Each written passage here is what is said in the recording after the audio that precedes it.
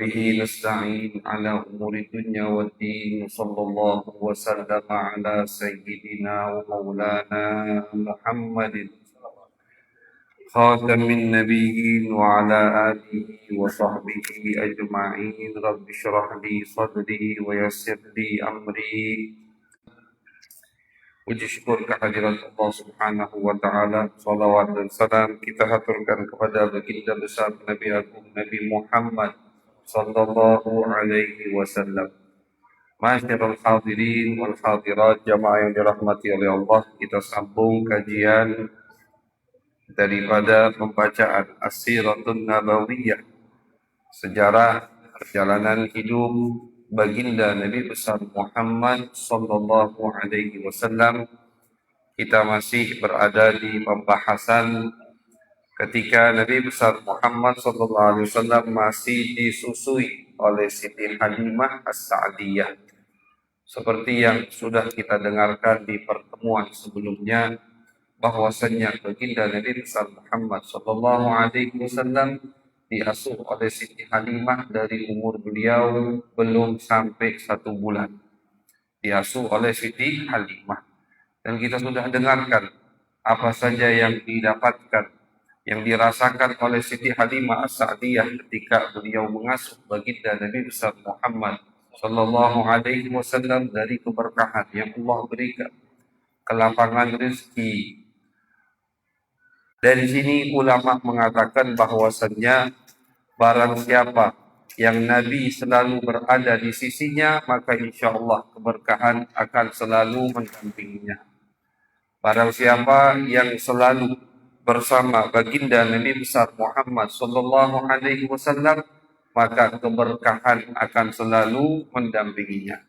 Siti Halimah bersama Nabi menampung baginda Nabi Muhammad sallallahu alaihi wasallam, mengasuh Nabi Muhammad, maka beliau dapat keberkahan dari Nabi. Ulama mengatakan kita pun umat Nabi Muhammad yang hidup di akhir zaman juga tidak kehilangan kesempatan untuk bisa selalu bersama Nabi dengan banyak menyebut bersolawat kepada baginda Nabi besar Muhammad sallallahu alaihi wasallam. Ketika kita banyak bersolawat, ketika kita banyak mendengar atau membaca perjalanan hidup baginda Nabi Muhammad, waktu kita banyak kaitkan dengan Nabi Muhammad, dengan mengamalkan sunnah-sunnah beliau, insya Allah kita akan mendapatkan keberkahan seperti yang didapatkan oleh Siti Halimah As-Sa'diyah radhiyallahu ta'ala anha. Amin ya rabbal alamin. Ma'asyiral hadirin wal hadirat, ketika Nabi besar Muhammad sallallahu alaihi wasallam berumur 2 tahun, dari umur 1 bulan disusui sama Siti Halimah sampai 2 tahun. Tepat 2 tahun masa fitam. Fitam itu sudah lepas dari ASI. Nabi tidak menyusu lagi. Maka dibawa Nabi besar Muhammad sallallahu alaihi wasallam oleh Siti Halimah untuk menemui ibunya, yaitu Siti Aminah radhiyallahu taala anha, untuk menemui ibunya, bukan untuk dikembalikan. Karena Siti Halimah berharap Nabi ini ketika beliau melihat keberkahan Nabi besar Muhammad, merasakan apa yang beliau dapatkan dari Allah ketika bersama atau Nabi ada bersama mereka, maka Siti Halimah selalu ingin An-Nabi sallallahu alaihi wasallam berada di sisinya. Tidak mau dibalikkan. Siti Halimah tidak mau memulangkan Nabi kepada ibunya. Ketika umurnya 2 tahun dibawa ke Mekah untuk mengunjungi ibunya, itu Siti Aminah radhiyallahu taala anha, dan dirayu lagi Siti Aminah oleh Halimah untuk mengembalikan Nabi besar Muhammad ke qabilahnya. Karena tujuan dari pada saat itu orang-orang yang hidup di Mekah Al-Mukarramah menyusui anaknya ke tempat lain atau ke perdesaan, bukan hanya untuk menyusui, tapi untuk dididik sampai masuk ke usia, istilahnya udah mumayyiz, 7-6 tahun, baru dipulangkan ke tempat mereka atau rumah mereka masing-masing. 2 tahun dibawa menghadap Siti Aminah. Siti Halimah meraih ibu Nabi agar Nabi dikembalikan ke qabilah mereka. diizinkan oleh Siti Aminah radhiyallahu taala anha. Jadi dibawa pulang ke Mekah umur 2 tahun Nabi Muhammad SAW. Setelah di Mekah beberapa hari, dibawa pulang kembali ke kabilah Siti Halimah As-Sa'diyah untuk diasuh di situ. Jadi lanjut Nabi, umur beliau 2 tahun lanjut hidup bersama Siti Halimah di kabilah Bani Sa'ad. Sampailah umur beliau 4 tahun. Sampai umur beliau 4 tahun, berarti kurang lebih 4 tahun. 4 tahun kurang 1 bulan, Nabi bersama atau diasuh oleh Siti Halimah As-Sa'diyah. Sampailah umur beliau 4 tahun, terjadi satu kejadian yang mana gara-gara kejadian tersebut akhirnya Siti Halimah terpaksa memulangkan baginda Nabi besar Muhammad sallallahu alaihi wasallam. Apa kejadian tersebut? Kejadian tersebut dinamakan oleh ulama sejarah di dalam kitab mereka yaitu haditsatu syaqqis sadr. Kejadian atau tragedi dibelahnya dada baginda Nabi Muhammad sallallahu alaihi wasallam.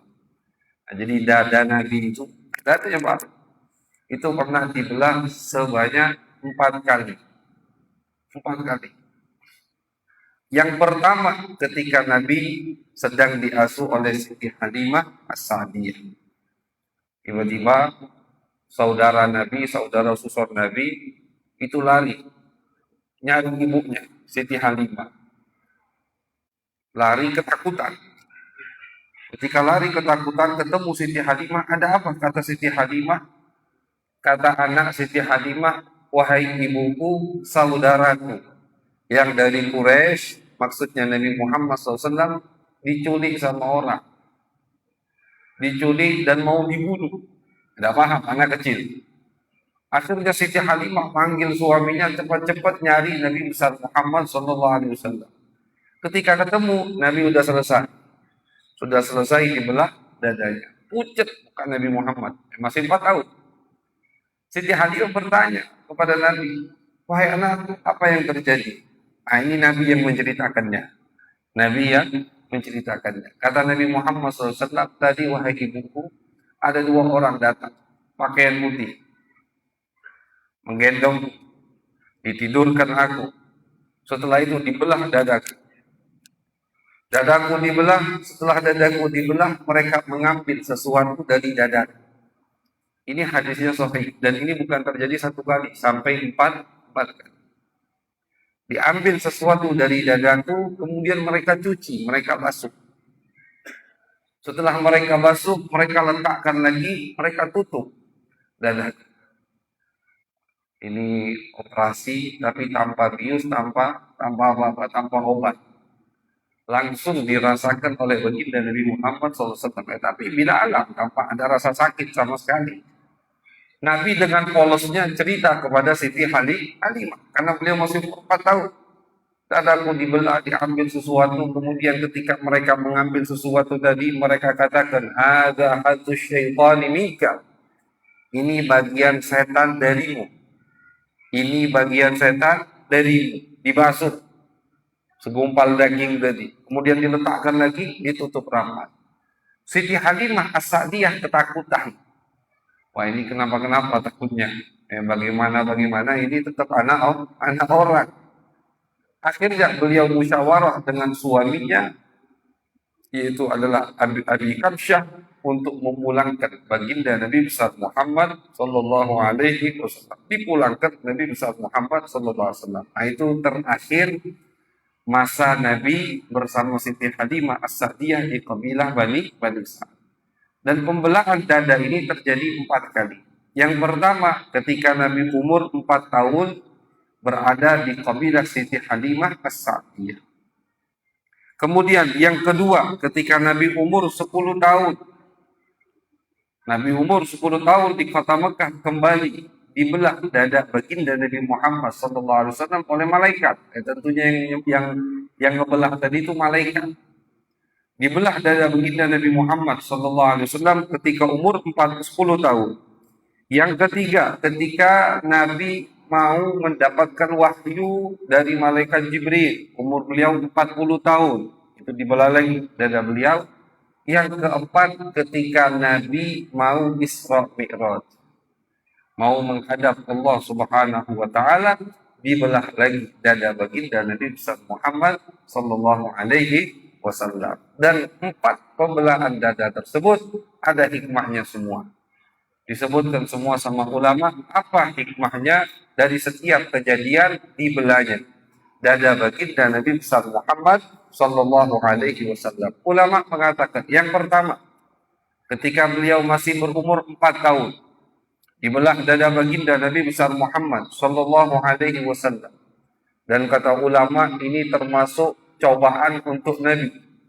Ya, bayangkan dadanya dibelah, Nabi sadar, Nabi melihat, walaupun tanpa rasa sakit, tapi dilihat langsung oleh baginda Nabi besar Muhammad sallallahu alaihi wasallam. Ini termasuk ibtilah, termasuk ujian, cobaan dari Allah untuk baginda Nabi besar Muhammad sallallahu alaihi wasallam. Kata ulama, kalau Nabi Ismail alaihi salam hampir disembelih, Nabi besar Muhammad sallallahu alaihi wasallam bukan hampir disembelih lagi, tapi dadanya dibelah dan beliau melihatnya. Nah, jadi cobaan yang didapatkan oleh Nabi Muhammad sallallahu alaihi wasallam itu lebih besar, lebih sulit daripada cobaan yang didapatkan oleh Nabi Ismail. Umur Nabi pada saat itu masih 4 tahun. Pada saat itu Nabi Muhammad yatim, tidak punya orang tua. Bahkan beliau tidak sedang berada di kotanya, lagi di tempat asing. Nah, ini ketika ulama bandingkan apa yang dirasakan oleh Nabi Ismail dan apa yang dialami oleh Nabi besar Muhammad SAW, itu ulama mengatakan lebih berat apa yang dialami oleh baginda Nabi besar Muhammad SAW. Dan ini sesuai dengan apa yang disabdakan oleh Nabi, bahwasanya makin tinggi kedudukan seseorang, maka akan makin banyak cobaan dari Allah Subhanahu wa taala. Makin tinggi Pak, makin banyak cobaan. Nah, makanya kita jangan heran, jangan kita ragu bahwasanya ketika kita makin baik, dapat musibah, itu tanda baik. Ada orang misalkan jarang sholat dulu, rezekinya banyak. Ketika mulai rajin sholat, mulai rezekinya berkurang.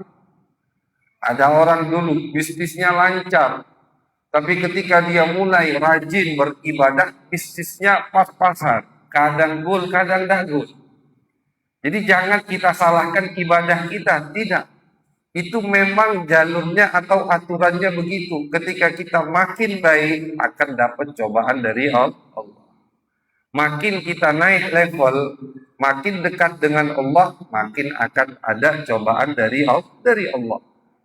Ini sesuai apa yang disabdakan oleh baginda Nabi besar Muhammad sallallahu alaihi wasallam. Cuma tetap Nabi ngomong jangan minta cobaan. Jangan pengen kita jadi orang yang dekat dengan Allah, minta cobaan sama Allah, jangan. Tetap dianjurkan sama Nabi kita minta sehat afiat, minta rezeki yang luas, yang berkah, umur panjang dalam ketaatan kepada Allah. Itu yang harus kita minta. Tapi apapun yang Allah berikan kepada kita harus kita terima dengan lapang dada. Jangan gara-gara kok aku ketika mulai rajin ibadah tapi malah rezekiku seret, tidak lancar. Dulu ketika aku tidak pernah sholat, rezekiku lancar. Rezeki lancar itu bukan arti Allah cinta dengan kita. Rezeki dunia kita luas bukan artinya kita orang yang disayangi oleh Allah. Kalau memang rezeki seseorang luas itu tanda cinta Allah kepadanya, maka baginda Nabi besar Muhammad SAW akan menjadi orang yang terkaya. Tapi kita lihat, kita tengok kehidupan baginda Nabi Muhammad sallallahu alaihi wasallam. Bahkan bisa jadi kebalikannya.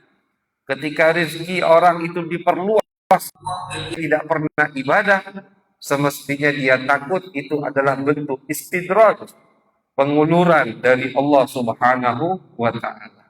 Allah tidak ingin dia ingat, Allah tidak ingin dia bertaubat, sehingga setiap dia minta Allah kasih. Allah kasih. Jangan sampai dia minta. Bahkan jangan sampai dia minta. Jangan sampai dia munajat. Jangan sampai dia sujud. Jangan sampai dia bangun malam. Semua kebutuhannya Allah cukupi. Dan ini pernah disabdakan oleh baginda Nabi besar Muhammad SAW. Kata-kata Nabi dalam hadis qudsi, Subhanahu wa ta'ala berfirman, Nabi menceritakan, ada dua hamba. Yang satu ini minta terus tiap malam, munajat terus sama Allah, bangun malam, ibadahnya rajin, tapi hajatnya tidak dikabulkan oleh Allah. Yang satu lagi belum minta, baru kepengen, hajatnya langsung dikabulkan sama Allah. Malaikat kata Nabi sampai kesian. Akhirnya malaikat bertanya kepada Allah, ini diriwayatkan sama ulama hadisnya. Malaikat bertanya kepada Allah, ya Allah, ini hamba satu sudah minta berapa hari, bulan. Kenapa tidak engkau kabulkan ya Allah? Kata Allah Subhanahu wa ta'ala, biarkan wahai malaikatku, karena sesungguhnya aku senang mendengar doanya. Aku senang mendengar suaranya. Aku senang ketika dia nangis di tengah malam, bermunajat, merasa butuh kepadaku. Biarkan, jangan kabulkan dulu. Aku senang dengar suara. Kabulkan hajatnya wahai malaikat. Jangan sampai dia minta kepadaku. Jangan sampai dia munajat. Karena aku tidak senang mendengar suaranya. Ini diriwayatkan oleh baginda Nabi besar Muhammad SAW. Jadi intinya apa? Apapun yang Allah berikan kepada kita, itu tidak ada kaitannya dengan ibadah kita, dengan kedekatan kita kepada Allah Subhanahu wa Ta'ala. Nabi besar Muhammad SAW adalah orang yang paling banyak merasakan cobaan dari Allah, padahal beliau orang yang sangat dicintai oleh Allah Subhanahu wa Ta'ala. Jadi pembelaan dada pertama kali itu ketika umur beliau 4 tahun. Dibelah dadanya, dicuci sama malaikat.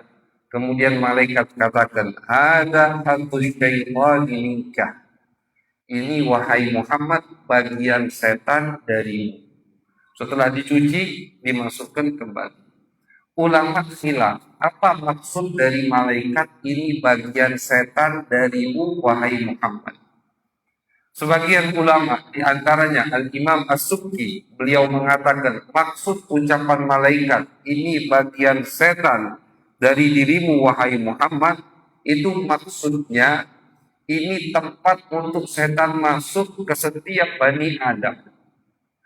Jadi setiap manusia, ya kita semua ini, itu ada pintu dalam tubuh kita, pintu untuk masuknya setan. Pintu untuk masuknya setan.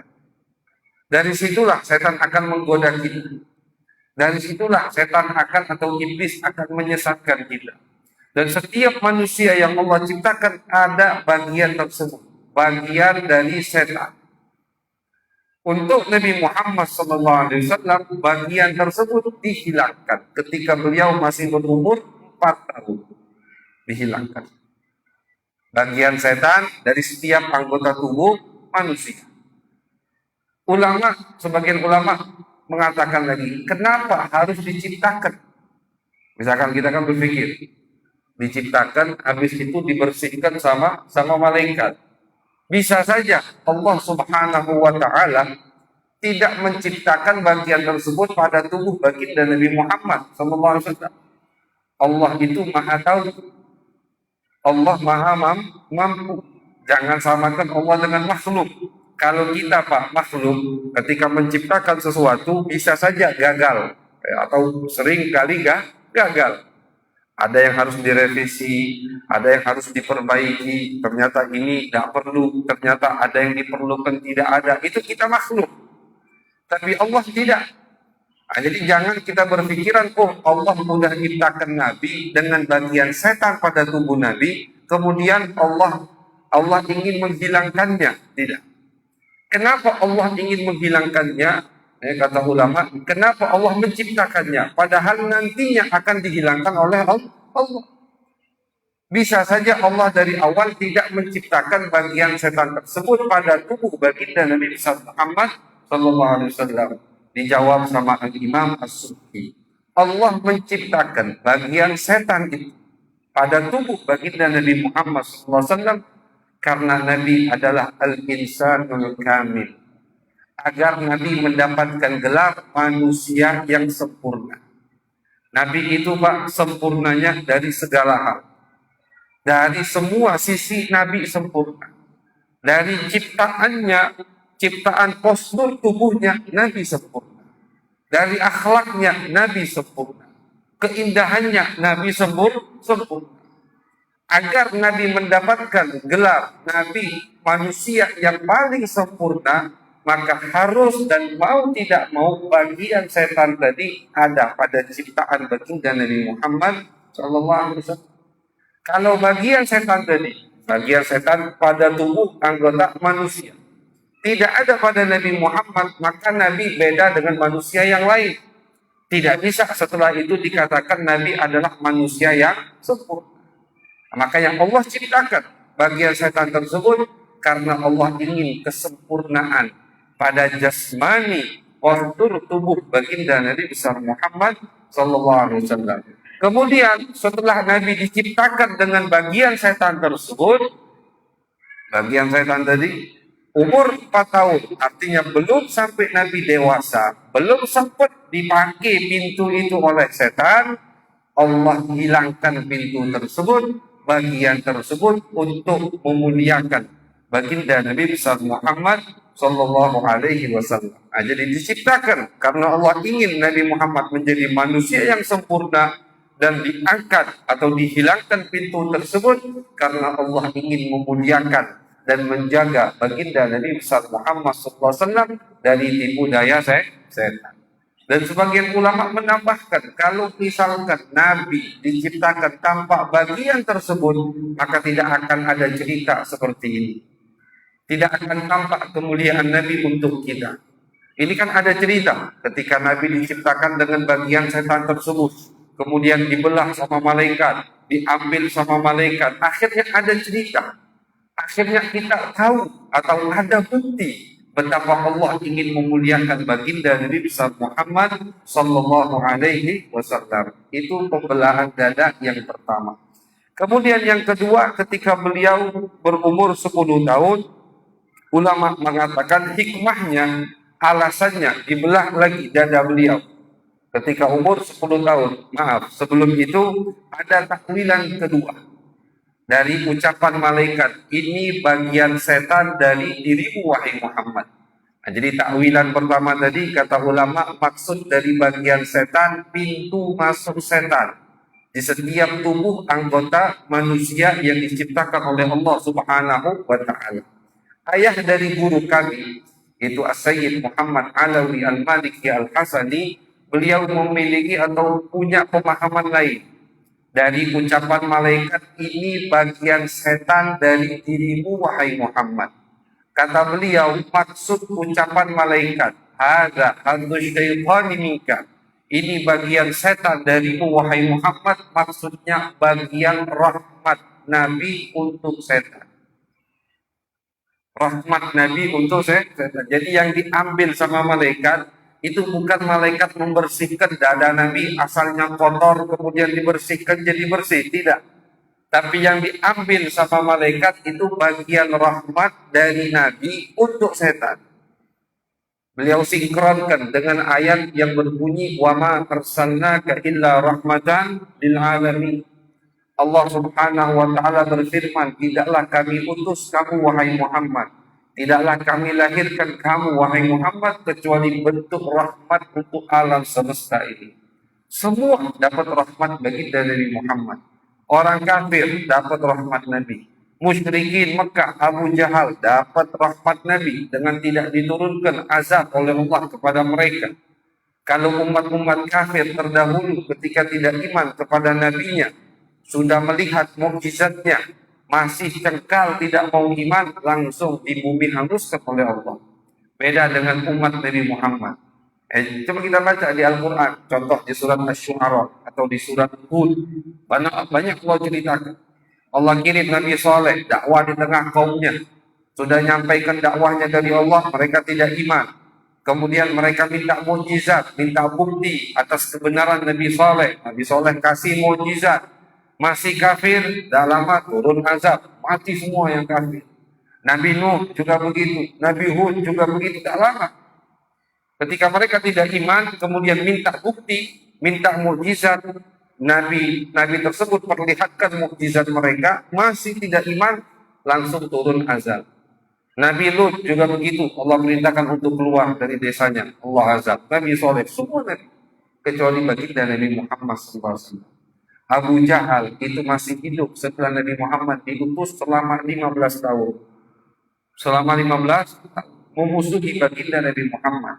Keji kelakuannya terhadap Nabi Muhammad, tapi tidak Allah bumi hanguskan mereka.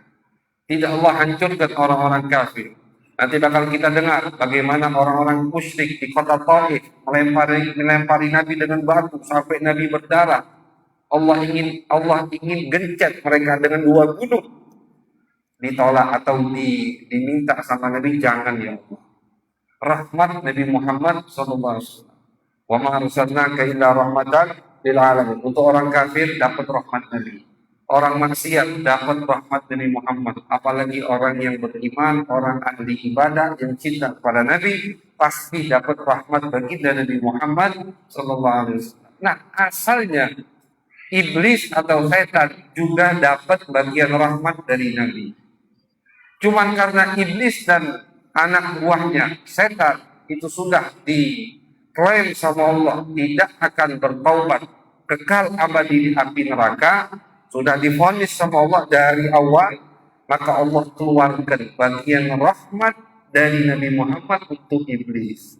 Ini pemahaman yang dipahami oleh As-Sayyid Muhammad Alawi Al-Maliki dari ucapan malaikat ketika membelah dada Nabi pertama kali, ini wahai Muhammad bagian setan dari dirimu. Maksudnya bagian dari rahmatmu untuk setan diambil, dibersihkan. Nah, jadi bukan ada kotoran pada diri Nabi Muhammad SAW, melainkan rahmat yang begitu melimpah dari diri Nabi, sehingga iblis pun dapat rahmat tersebut. Allah tidak inginkan itu dan diambil rahmat tersebut oleh malaikat atas perintah Allah Subhanahu wa ta'ala. Ini termasuk takwilan dari kejadian dibelahnya dada Nabi yang pertama kali.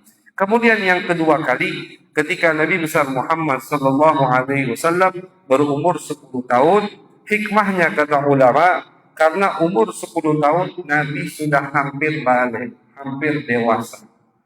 Hampir dewasa. Agar masa dewasa Nabi dijaga, tidak mengikut aktivitas atau kegiatan anak-anak muda pada saat itu, dibersihkan sama Allah Subhanahu wa ta'ala agar siap Nabi menyambut umur dewasa beliau dengan lebih banyak bertaat kepada Allah Subhanahu wa ta'ala. Kemudian kejadian yang ketiga, dibelah dadanya Nabi Muhammad yang ketiga ketika beliau ingin menerima wahyu, hikmahnya agar hati beliau kuat menerima wahyu dari Allah Subhanahu wa ta'ala. Ya nanti Pak, kita bakal dengarkan di babnya bahwasanya Nabi besar Muhammad SAW ketika melihat malaikat Jibril pertama kali itu pada bentuk aslinya. Dan Nabi melihat malaikat Jibril pada bentuk aslinya cuma 2 kali. Selama Nabi jadi Nabi Muhammad itu tidak pernah melihat malaikat Jibril dalam bentuk aslinya kecuali 2 kali. Yang pertama ketika pertama kali mendapatkan wahyu dari Allah. Bentuk malaikat Jibril, kata Nabi Muhammad, Jibril memiliki 600 sayap. 600 sayap. Dan 1 sayapnya kata Nabi, atau 2 sayapnya, kalau dikibarkan, dibuka oleh Jibril, bumi kita ini gelap. Bumi kita gelap. Jadi cukup dengan 2 sayap malaikat Jibril untuk menutupi alam semesta ini. Betapa besar ciptaan malaikat Jibril. 600 sayap, 2 sayap kalau beliau buka, siang bolong jadi malam, gelap.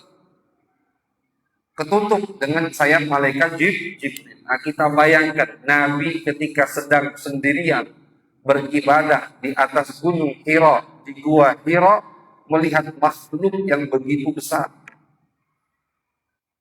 Kekuatan mental itu sangat dibutuhkan untuk Nabi Muhammad.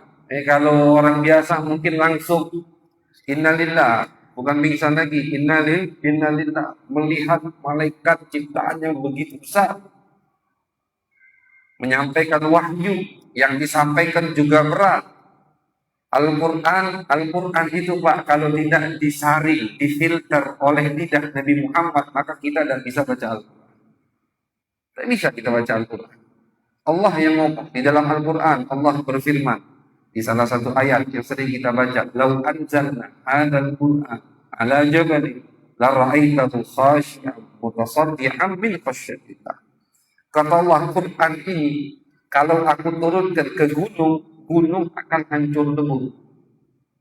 Al-Quran kalau Allah turunkan ke gunung, gunung akan hancur lebur. Tapi lihat hati baginda Nabi Muhammad sanggup menampung Al-Quran yang begitu berat. Di ayat lain, di akhir surat Maryam, Allah berfirman, فَإِنَّمَا يَسَّرْنَاهُ بِلِسَانِكَ لِتُبَشِّرَ بِهِ الْمُتَّقِينَ وَتُنذِرَ بِهِ قَوْمًا لُدًّا. Sesungguhnya wahai Muhammad, kami gampangkan Al-Quran untuk dibaca oleh umat manusia karena Al-Quran melalui lidahmu wahai Muhammad. Jadi yang berat-beratnya itu sudah difilter sama Nabi Muhammad. Nabi sebagai filternya, penyaringnya. Ketika turun wahyu kepada Nabi, Nabi panggil sahabat yang bagian menulis wahyu, Nabi bacakan.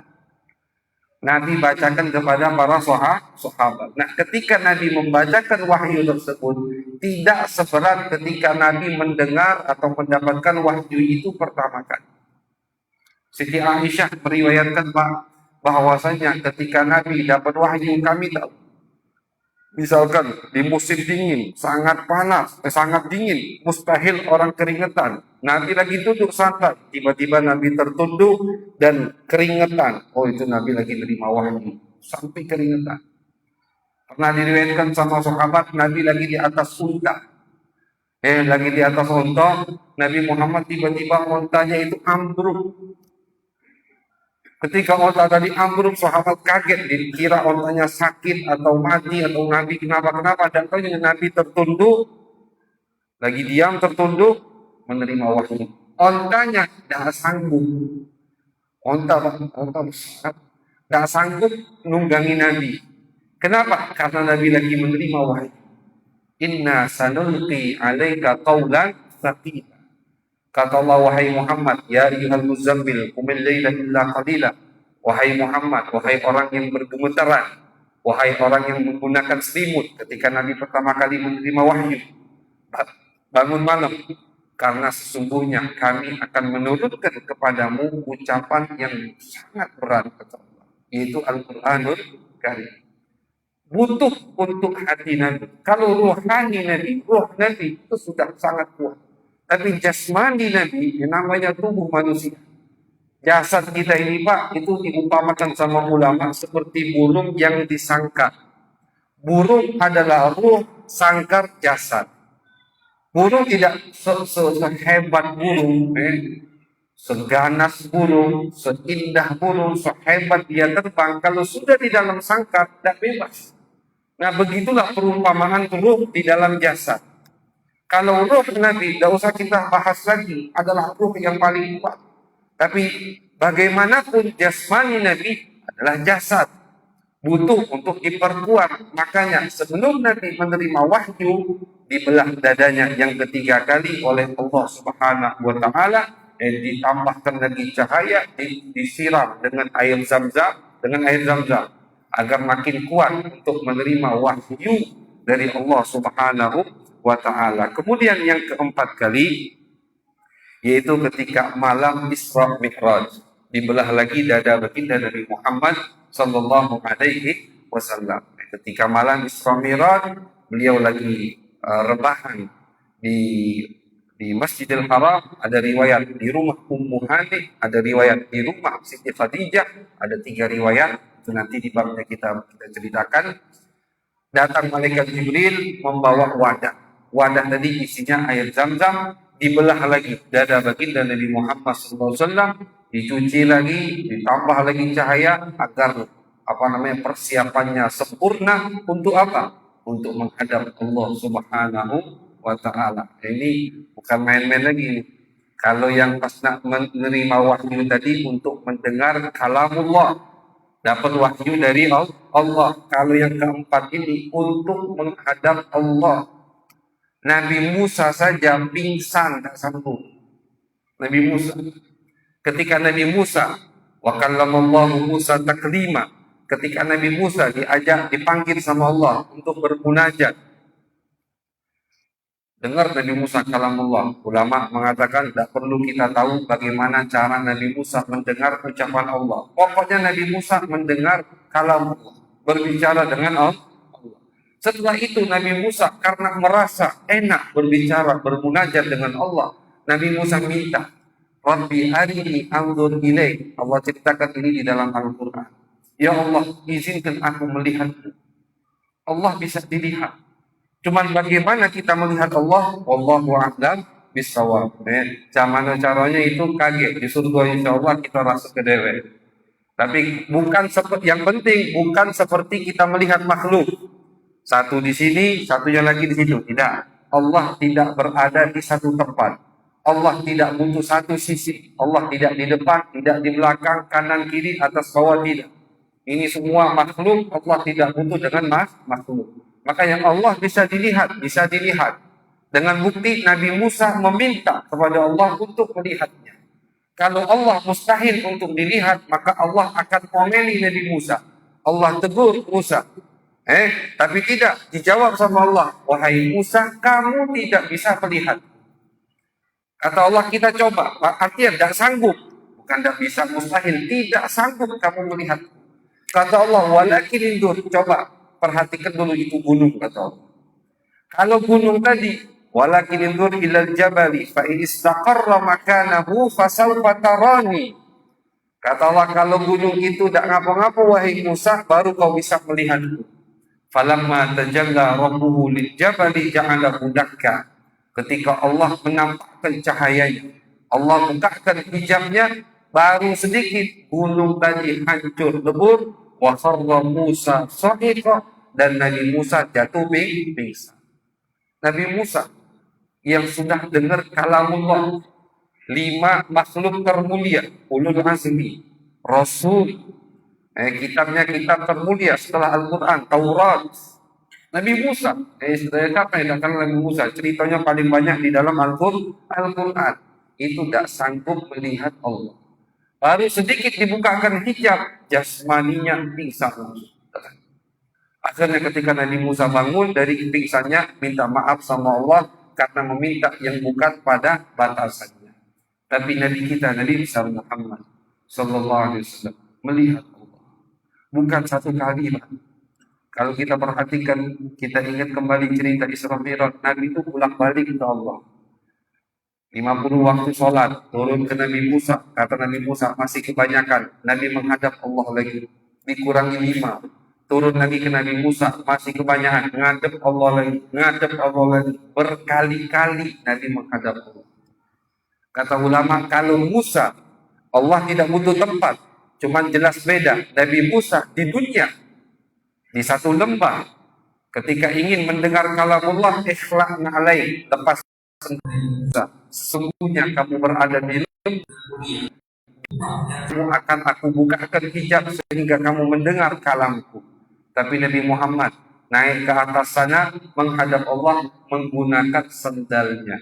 Ini termasuk kelebihan yang terletak pada cerita Isra Mi'raj pada baginda Nabi Muhammad SAW. Melihat Allah. Oke, ulama ahlu sunnah wal jamaah sepakat, tidak ada dari umat manusia dalam kehidupan nyatanya yang bisa melihat Allah kecuali baginda Nabi Muhammad. Nabi melihat Allah dengan mata kepalanya, bermunajat kepada Allah Subhanahu wa Ta'ala. Makanya sampai-sampai Nabi itu tidak mau turun lagi ke bumi, tidak mau bisa.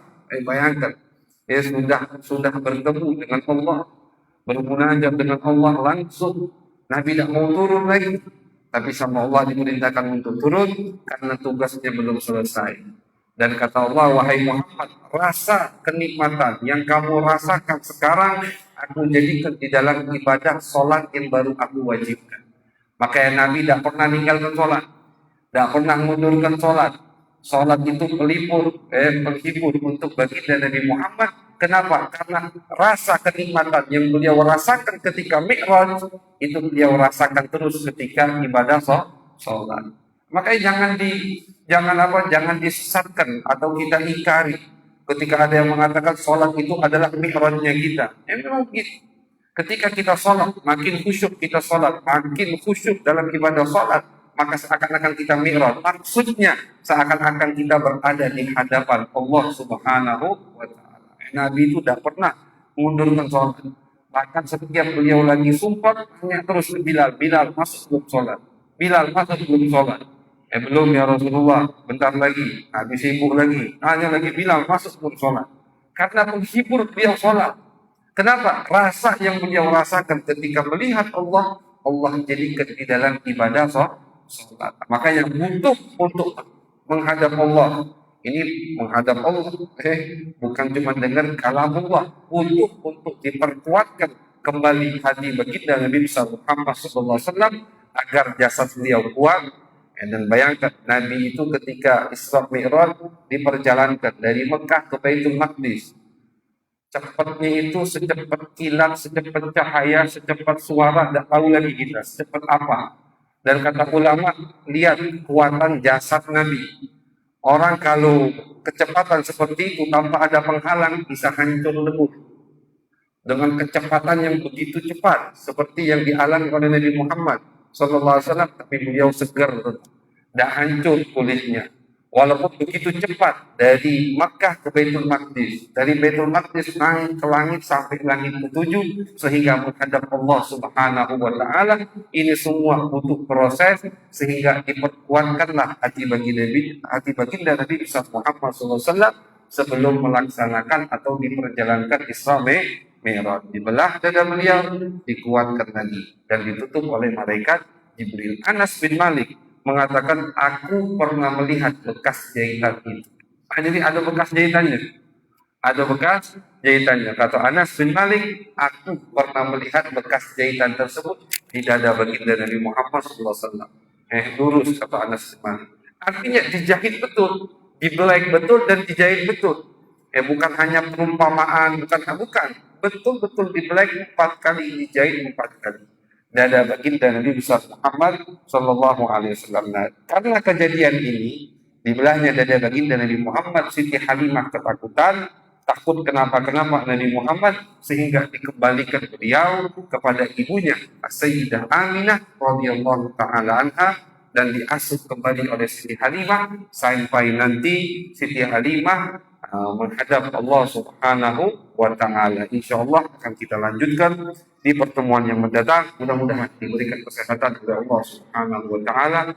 Mudah-mudahan rangkaian ibadah kita, aktivitas kita daripada mendengarkan sejarah baginda Nabi Muhammad SAW menjadikan kita orang yang makin dekat dengan Nabi, makin terkait dengan Nabi Muhammad, makin cinta dengan Nabi Muhammad Sallallahu Alaihi Wasallam. Amin ya Rabbal Alamin. Sallallahu alaihi sayyidina Muhammadin wa ala alihi wa sahbihi wa baraka wa sallam. Walhamdulillahi Rabbil Alamin.